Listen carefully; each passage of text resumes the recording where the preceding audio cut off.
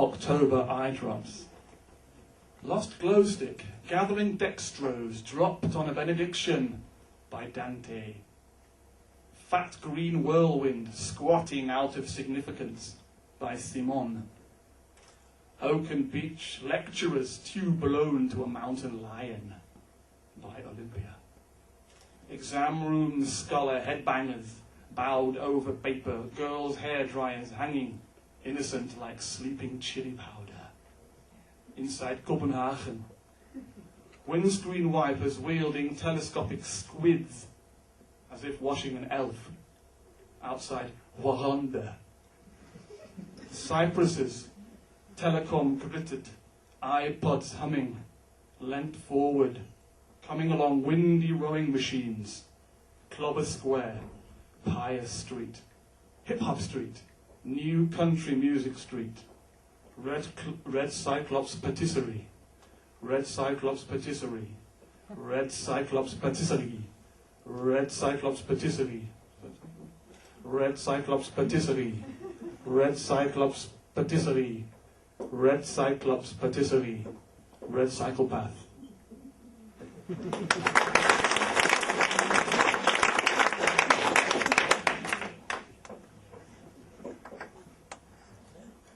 following poem is based on a dream that I had 3 nights ago.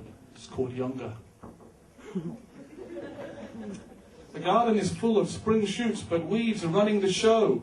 On the street I meet young Jos. "You need a haircut," he says. "You're having a cliché." Really? Do I? Am I? I check my reflection in a window. The hair indeed is long and thick, imposter's hair. The houses have already had their breakfast. They're flexing surprised muscles. "Take me to the barber, post haste, Jos." We ride like the wind's tunnel, blinkered, through an alley, round the back of a farm creche. Rabbits scattered in long, juicy grass mean we have to watch our step.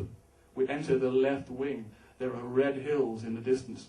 "Welcome, Jos. Is this your friend? You would like a haircut?" She is Italian and holds a rabbit under her arm. It winks at me, pouts rabbity lips and whispers, "Bad hair." I wait in a waiting room with a framed ink drawing of an unmade bed on the wall, tiny, too high. Jos and the woman discuss my haircut. "I will give him a background of flowers," says the woman. Jos is a giant, and I, suddenly, am small and bald.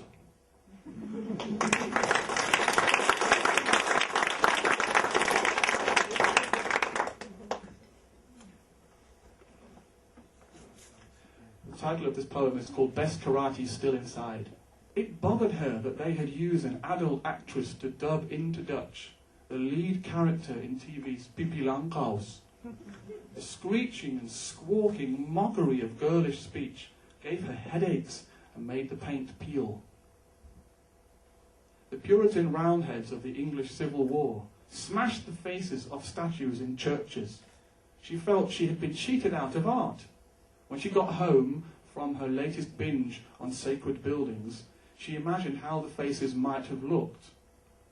At night, they ghosted their way into her dreams, where the 17th century Taliban could not reach. She was pissed off whenever the BBC warned her a program contained strong language. She hated euphemism, just like cheap stair carpets. She would not let the expressions "drie keer niks" and "doe even normaal" pass her lips. She had 4 pets, a monkey named Idiom, a snake called Slang, a parrot, Paradox, and a pig by the name of Ham. Trapped in the web of love, they coexisted.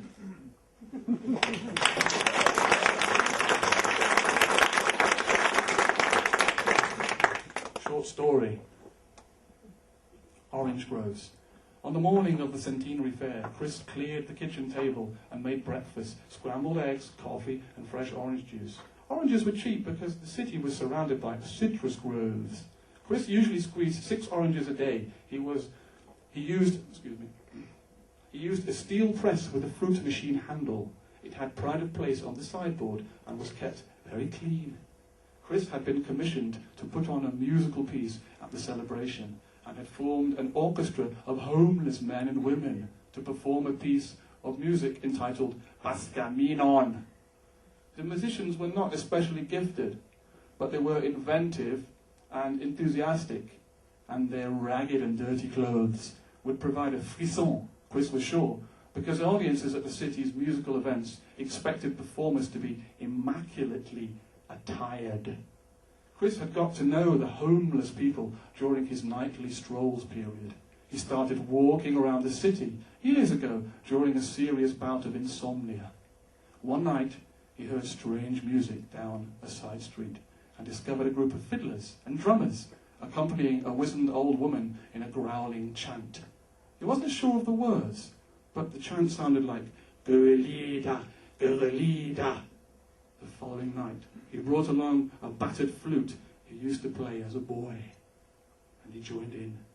The music was different from the previous night, and so it was on previous occasions. They made it up as they went along, and yet it seemed to have an innate sense of structure. After a month of playing with the band, Chris offered to bring them to a wider audience, and they agreed to be entered for the Centennial Fair. At 8:30, the mail arrived. To his annoyance, there was still no notification of where and when they were to play. He had a confirmation of the booking and an official invitation, but no further information regarding a podium. When he left his building at 9 to pick up the band, he was tense, and his mood didn't improve when he saw the site of the fair and the huge dome of the auditorium.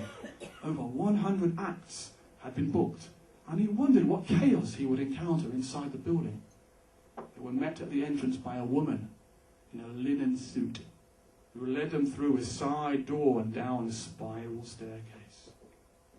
They walked along a dimly lit passage for about 50 metres until they came to a circular room with chairs and music stands. This is where you will be performing, the usher announced. Where's the audience? Chris asked, unable to disguise his irritation. The usher pointed up at the ceiling, which Chris now saw was a metal grid in the floor of the auditorium.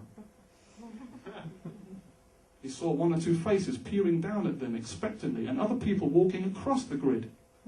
Shaking his head, he gestured at the homeless players to sit down. After they had settled themselves, Chris gave the sign for the commencement of the piece. The moment the bagpipes sounded the opening notes of Pascaminon, the sprinkler system installed in the grid above their heads sprayed them with orange juice. My last poem is called, I'm losing my voice. No, it's not. It's called Pocket Poisoner, and this poem is a Tilburg poem. Hairy Sporlan, you are wide and wet, a sticky tongue rolled out to swallow devils and angels. When words and moods come bawling at me like toys hurled in tantrums, you, tantric partner, whisper from a tunnel, the enjoyment of life covers many things. You, Sporland, smoking ribbon, demon, the scales on your tail flashing in traffic lightning. You won't eat or drink more than you really need to, maybe a little Dracula coffee, a bijou bun, or perhaps a portion of quirks. Rail Boulevard, the city hangs on your howls and welcomes your comic zombies who, when the pigeons have scattered in like glass shards into dusty corners, julienne themselves on bike frames. Sporlan's spell, drag the prey to beds, make tea in concrete pots, and recite your curses while the actors stitch their parts together with sausage casings. Because you see, monster pockets cause special effects. Thank you.